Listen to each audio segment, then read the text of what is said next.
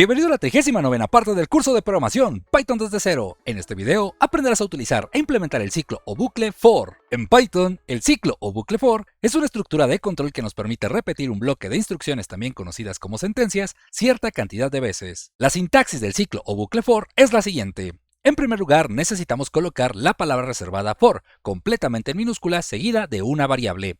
Esta variable se puede llamar como tú prefieras, sin embargo, es importante que siempre coloquemos en esta parte una variable. Después colocaremos la palabra reservada in, también debe de estar completamente en minúsculas, y posteriormente colocaremos un objeto iterable. El objeto iterable ya veremos en un momento más de qué se trata y cómo funciona. Y finalmente colocaremos dos puntos. Estos dos puntos le indican al programa que hemos terminado de escribir la sintaxis de nuestro ciclo for y posteriormente comenzaremos a trabajar con las instrucciones. Las instrucciones que corresponden al cuerpo del ciclo for deberán estar en la parte inferior. Es decir, de esta manera, siempre y cuando nosotros coloquemos una indentación. Recordemos que la indentación son 4 espacios a la derecha o bien una tabulación a la derecha, y esta indentación le indica al ciclo o bucle for que esta instrucción está dentro de su cuerpo. Así, de esta manera nosotros podemos colocar una o varias instrucciones, pero siempre es importante que coloquemos su respectiva indentación. Pero, ¿qué es un objeto iterable? Bueno, un objeto iterable es aquel que permite recorrer sus elementos uno a uno, como por ejemplo una cadena de caracteres. Como por ejemplo, en este caso yo tengo hola, me llamo Ernesto.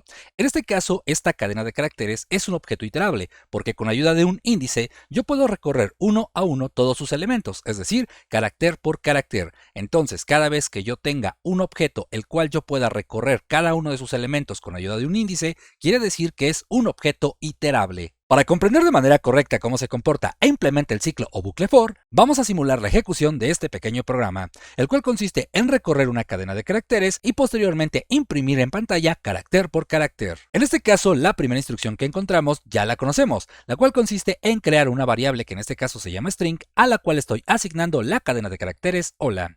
Después encontramos la siguiente instrucción, donde ya estaremos trabajando con nuestro ciclo o bucle for. Como podemos apreciar, estamos utilizando la misma sintaxis que aprendimos previamente, con la diferencia de que en este caso el nombre de la variable ya es el nombre de mi preferencia, y en segundo lugar el objeto iterable es la variable string. Aquí estoy colocando la variable string como objeto iterable porque, tal cual nos lo acaban de explicar, un objeto iterable es aquel que nos permite recorrer sus elementos uno a uno con ayuda de un índice. En este caso, el contenido de la variable string es una cadena de caracteres, por ende esta cadena yo la puedo recorrer elemento uno a uno con ayuda de un índice. Por ende, es considerado como un objeto iterable. Entendido esto, vamos a pasar al comportamiento de nuestro ciclo o bucle for. Lo primero que hace nuestro ciclo o bucle for es tomar precisamente el nombre de la variable que yo asigné, que en mi caso es character. Entonces viene al proceso de ejecución y crea esta variable. En este caso, esta variable está vacía porque no se sabe aún qué es lo que va a contener. Sin embargo, lo que sí sabemos es que es de gran importancia saber que esta variable solo podrá ser utilizada dentro del bucle, o más bien dentro del cuerpo del ciclo o bucle for. ¿A qué me refiero? Nosotros vamos a poder utilizar esta variable siempre y cuando la coloquemos en una instrucción que esté después de estos dos puntos y que contenga la indentación, porque de lo contrario ya no formaría parte del cuerpo del for y el programa marcaría un error. Entonces es muy importante, siempre que vayamos a utilizar esta variable, colocarla en las instrucciones que estén después de los dos puntos y con su respectiva indentación. Entendido esto, lo siguiente que va a hacer el programa será continuar leyendo lo que pusimos en la sintaxis. En este caso, el ciclo for, después de crear la variable, se va a encontrar con la palabra reservada int. En este caso, la palabra reservada int le está indicando al ciclo que va a trabajar dentro de un objeto iterable. ¿Y cuál es ese objeto iterable? Bueno, estamos indicando que es nuestra variable string. Por ende, el ciclo o bucle for va a revisar lo que hay dentro de la variable string y con ayuda de un índice se va a situar en el primer elemento. En este caso, estamos trabajando con una cadena de caracteres, así es que el primer elemento es un carácter. Además, lo que hace el ciclo for es tomar este primer elemento y almacenarlo de forma temporal dentro de la variable que se creó previamente, que en este caso es la variable character. Ahora, esta es la letra H, que es correspondiente al primer elemento.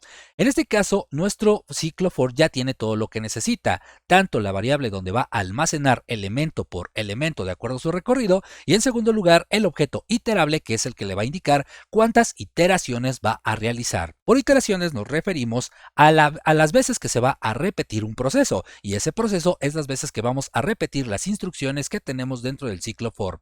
Bien, ahora, lo siguiente que va a hacer el programa una vez que está listo es comenzar con su primera iteración, y para ello va a tomar en cuenta todas las instrucciones que corresponden o están dentro del cuerpo del for. Como puedes darte cuenta, esta es la única instrucción ya que es la única que tiene la indentación. Este print que está aquí abajo no tiene indentación, por ende no es posible utilizarlo dentro del for. Lo siguiente que resta es justamente ejecutar esta línea de código. Aquí es muy simple, si solo va a imprimir en pantalla el valor actual de la variable character, que es la letra H. Entonces va a la impresión en pantalla y nos muestra la letra H. Nuevamente regresa al código y si nosotros revisamos el proceso interno de ejecución de nuestro ciclo for, pues lo que va a hacer este ciclo es tratar de mover este índice a la derecha. Si el índice se recorre a la derecha de manera exitosa, eso quiere decir que aún hay elementos y por ende las iteraciones de nuestro ciclo for van a continuar. Entonces se mueve el índice hacia la derecha y en este caso obtiene ahora el carácter que es la letra O.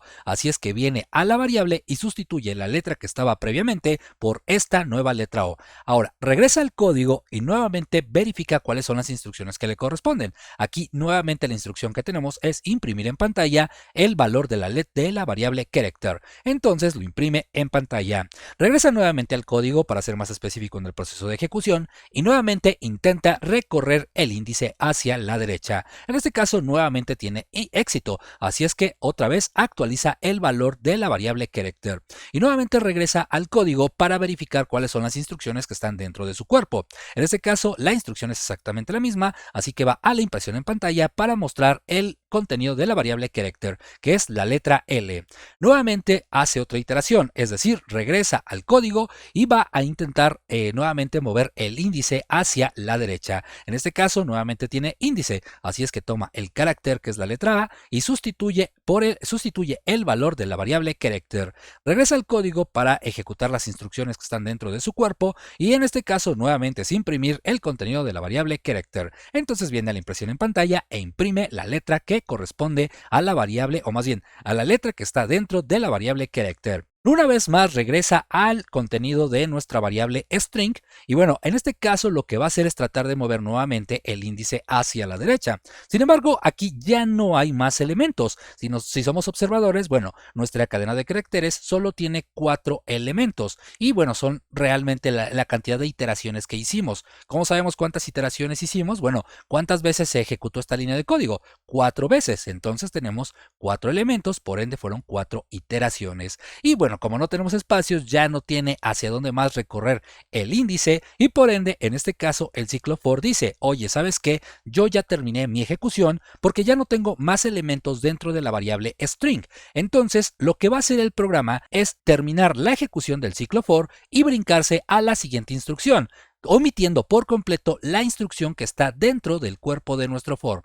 Y en este caso, la siguiente instrucción simplemente es imprimir en pantalla la frase fin del programa. Entonces va a la impresión en pantalla y precisamente es lo que nos muestra. Por último, vamos a corroborar que todo lo que nos acaban de explicar es correcto. Para ello, vamos a replicar el mismo ejemplo que vimos en las diapositivas, pero en este caso vamos a hacerlo desde nuestro IDLE. Para ello, vamos a crear un nuevo archivo al cual voy a nombrar for.py o .py y posteriormente vamos a comenzar. Lo primero que voy a hacer es crear una variable de tipo string, más bien una variable que se llame string, a la cual le voy a indicar que quiero asignarle la cadena de caracteres hola. Posteriormente vamos a presionar 2 veces enter y vamos a crear nuestro for. Recordemos la sintaxis. En primer lugar, escribo for completamente en minúsculas. Posteriormente, la variable. En este caso, la variable se puede nombrar como yo lo prefiera. Vamos a nombrarla nuevamente character, ¿vale? Y después vamos a indicar con la palabra reservada in, que va a trabajar dentro del objeto iterable que se llama string, que en este caso es la variable que nosotros creamos previamente.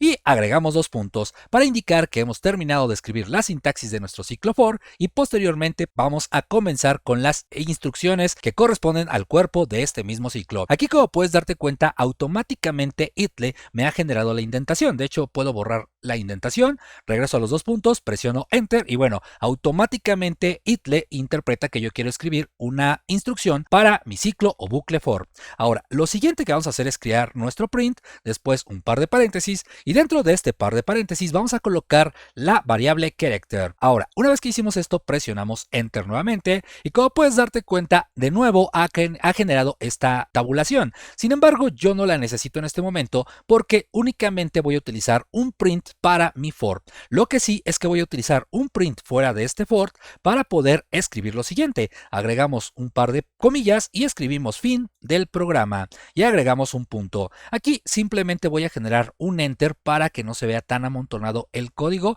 y podamos diferenciar entre la variable, entre la estructura del ciclo o bucle y posteriormente la última instrucción. Y con esto, bueno, ya tenemos replicado el programa que vimos en las diapositivas. Ahora vamos a ejecutarlo para ver que funcione correctamente. Y una vez que nos envía al intérprete de Python, podemos ver que en efecto nos ha regresado la cadena de caracteres, pero en este caso carácter por carácter, y posteriormente, una vez que se terminaron las iteraciones del ciclo o bucle for, simplemente nos mostró fin del programa. De momento vamos a dejarlo hasta aquí, pero en el siguiente video continuaremos trabajando y practicando con nuestro ciclo o bucle for. Como siempre, el programa yo te lo dejo en la descripción de este video para que puedas descargarlo y practiques con él. Y bueno, por mi parte es todo. Si te gustó el video no olvides compartirlo, darle me gusta y por supuesto te invito a suscribirte a mi canal, ya que eso me ayudaría a seguir creciendo bastante. Yo soy Ernesto y nos vemos en la siguiente edición. ¡Hasta pronto!